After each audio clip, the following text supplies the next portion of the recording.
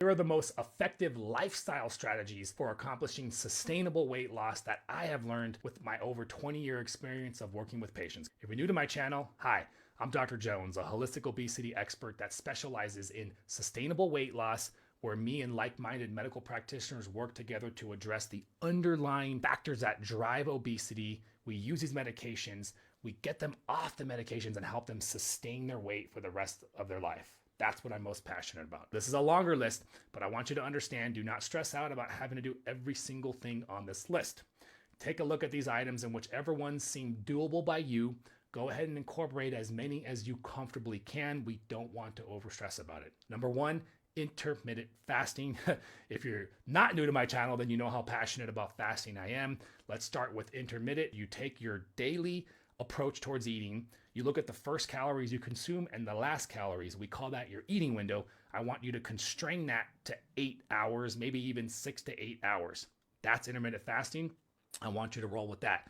Number two, ketogenic diet. Now, ketogenic diet, there's a reason why the other version that used to be called Atkins was very popular. It just lacks the sustainable part of it. I am not recommending that you do this for life, but what I am recommending is you start with about 3 to 4 weeks, go as low carb as you can.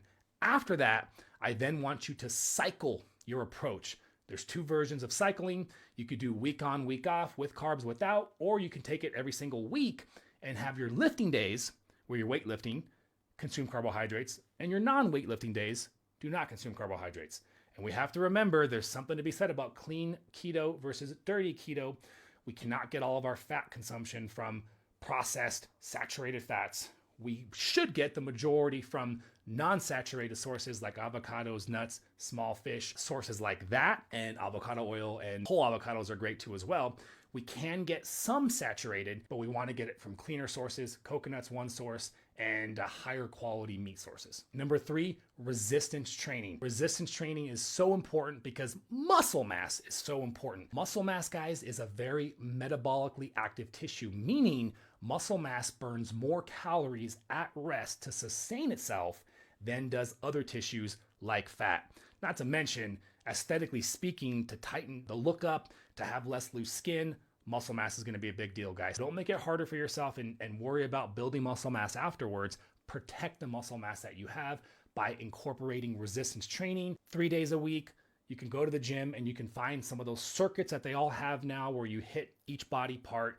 Do not worry about burning calories. This is all about resistance training. If you have no experience at all, find a personal trainer at the gym. 5 sessions is plenty, so they can teach you how to be comfortable with regards to weightlifting. Number four, biohack your sleep. I have separate videos talking about that. Essentially what I mean is you need to change your environment where you sleep. The goal is to get 7 hours of undisturbed sleep. If you're already doing that, you can skip this one, but if you're not, you need to biohack it, and there are plenty of resources online for you to figure out how to improve. Some of my favorites are reducing the temperature at which you sleep, blocking all of the blue light, developing a bedtime routine where you stop working, avoiding the blue lights, and creating this sort of bedtime routine where you start to relax and unwind before you go to bed. Number five, manage your stress. There are so many resources out there for managing our stress.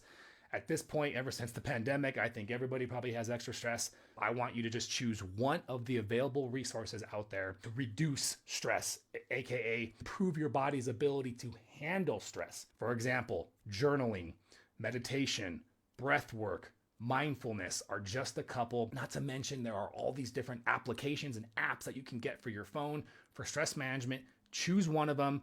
I personally recommend you add it to your bedtime routine because that'll also help you get better sleep too as well. Finally, using sugar substitutes.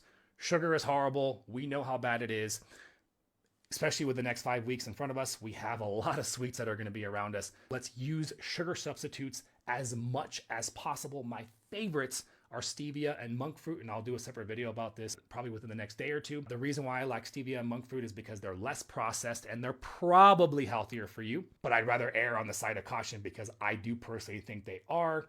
When it comes to diet soda, drink the damn diet soda. Don't freak out about that one because I don't think a couple diet sodas here or there are going to be the death of you. And I do think that regular soda is much worse. Try to get stevia and monk fruit, but don't freak out if you have a couple substitutes. I would still take any of the sugar substitutes over regular sugar. Choose the strategies that I talked about that make the most amount of sense for you and watch the weight fly off your body.